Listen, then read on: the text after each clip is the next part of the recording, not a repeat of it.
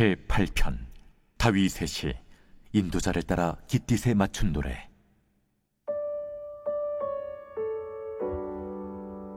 여호와 우리 주여, 주의 이름이 온 땅에 어찌 그리 아름다운지요. 주의 영광이 하늘을 덮었나이다.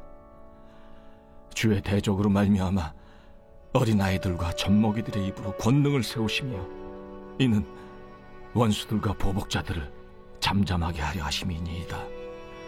주의 손가락으로 만드신 주의 하늘과 주께서 베풀어 두신 달과 별들을 내가 보오니, 사람이 무엇이기에 주께서 그를 생각하시며 인자가 무엇이기에 주께서 그를 돌보시나이까.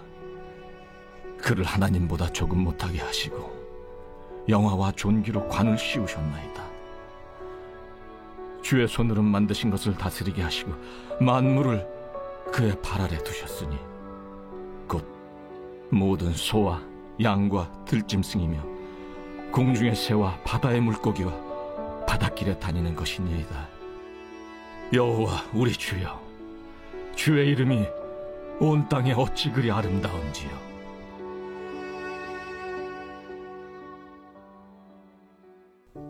새벽 영성 기도 시간입니다. 오늘은 시편 8편의 말씀 함께 살펴보겠습니다. 그리스도인의 위대한 신앙 고백 중 하나는 무엇입니까? 하나님을 창조주로 믿고 고백하는 것입니다. 하나님께서는 창세기 1장 1절을 통해 이렇게 선언하셨습니다. 태초에 하나님이 천지를 창조하시니라. 시편에는 하나님을 창조주로 찬양하는 내용이 자주 등장합니다. 해와 달, 별들과 하늘, 나무들까지도 하나님을 찬양하라는 외침이 시편 곳곳에 흘러나옵니다. 이는 자연을 통해 하나님의 영광을 인식하고 경외하는 신앙 고백이죠. 시편의 시인들이 이러한 시를 썼다는 것은 그들이 하나님을 창조주로 깊이 경외하고 찬양하는 삶을 살았다는 분명한 증거입니다. 시편 8편은 이러한 창조 신앙이 가장 아름답고 깊이 있게 표현된 시 중에 하나입니다. 시인은 밤하늘의 달과 별을 바라보며 하나님의 위대하심을 동시에 고백합니다. 창조 세계의 광대함 속에서 자신의 보잘것없음과 이러한 인간을 사용하시는 하나님을 한 번 더 찬양합니다. 다윗은 젊은 시절 목동으로서 자연과 밀접한 삶을 살았습니다. 그는 자연 속에서 하나님과 교제했고 창조 세계를 통해 하나님의 손길을 체험했습니다. 이러한 깊은 묵상과 경험들을 통해 다윗은 시편 8편을 작성한 것으로 보입니다. 작년이었던 것 같습니다. 피카소의 작품으로 보인다라고 감정을 받은 작품이 있다라는 기사를 접했습니다. 몇몇 단체에서는 피카소의 작품으로 보인다라고 인정을 받았다라고, 마지막 피카소 재단의 최종 진위 감정만 남았다라는 기사였습니다. 예술가들은 자신들의 고유의 화풍이 있고 자신이 주로 사용하는 색채가 있습니다. 또 구도가 있고요, 재료가 있습니다. 또 예술가들은 자신의 서명을 하거나 메모를 남기기도 하죠. 이와 비슷하게 다윗은 하나님을 예술가처럼 표현하는 것 같습니다. 1절에서 이렇게 고백합니다. 여호와 우리 주여, 주의 이름이 온 땅에 어찌 그리 아름다운지요. 주의 영광이 하늘을 덮었나이다. 이와 비슷한 고백이 8절에서도 반복되고 있습니다. 여호와 우리 주여, 주의 이름이 온 땅이 어찌 그리 아름다운지요. 여기서 아름답다에 해당하는 원어는 본래 강력하다, 훌륭하다, 탁월하다, 위대하다라는 의미가 있습니다. 다윗은 이 땅에 있는 하나님의 작품을 바라보며 이 모든 것들이 주님의 이름을 드러나게 합니다. 이 땅에 주님의 이름을 드러나게 하는 수많은 작품들이 있습니다라고 말하고 있는 것입니다.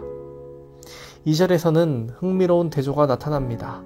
대자연을 보며 하나님의 이름을 찬양하는 자가 있는 반면, 같은 자연을 보고도 우연히 생겼다라고 생각하며 하나님을 경외하지 않는 대적자들이 있음을 말해줍니다. 바로 원수라고, 또 보수자라고 표현되고 있습니다. 이들의 특징은 스스로 강하다라고 생각하며 잘난 체하는 것입니다. 한마디로 교만한 것이죠. 이러한 사람들과 대조되는 사람들이 등장합니다. 어린아이와 젖먹이입니다.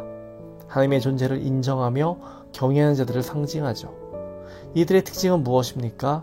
자신들에게 힘이 없기에 부모에게 전적으로 의지하는 연약한 존재라는 것입니다. 이를 통해 말하고자 하는 것은 무엇일까요? 진정한 믿음의 사람은 하나님을 신뢰하고 의지하는 자라는 것입니다. 사절을 보면 시인은 이렇게 말합니다. 사람이 무엇이간데 주께서 저를 생각하시며 인자가 무엇이간데 주께서 저를 권고하시나이까. 여기서 사람은 히브리어로 에노시입니다. 즉 깨지기 쉬운 존재, 연약하고 한계 있는 인간을 의미합니다. 인자는 벤 아담, 곧 흙의 아들인데요. 아담은 흙이라는 뜻도 있지만 동시에 티끌, 먼지라는 뜻도 있습니다. 인간이 티끌, 먼지 같은 존재임을 말하고 있는 것이죠. 하지만 이러한 깨지기 쉽고 연약하며 먼지 같은 존재인 인간을 하나님은 귀하게 여겨주셨습니다. 인간에게 만물을 다스릴 권한까지 주셨습니다. 인간에게 책임을 주셨습니다.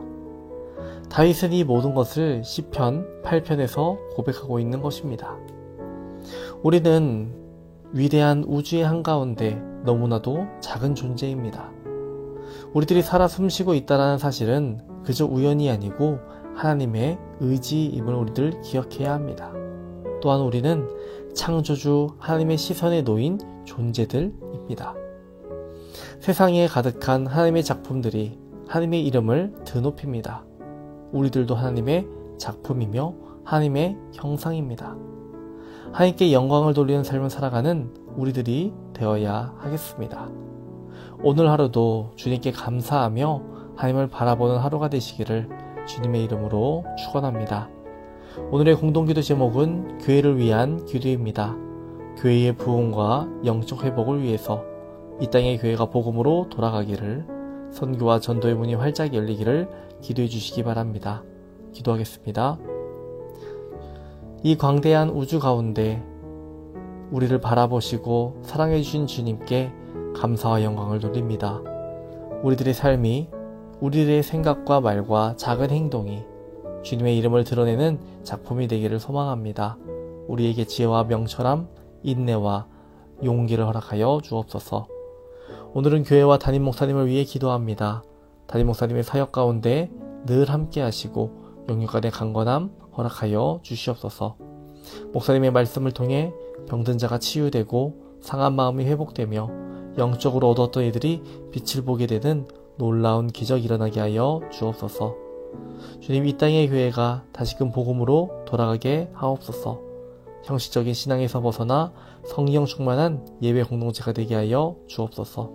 선교와 전도의 문 활짝 열어주옵소서.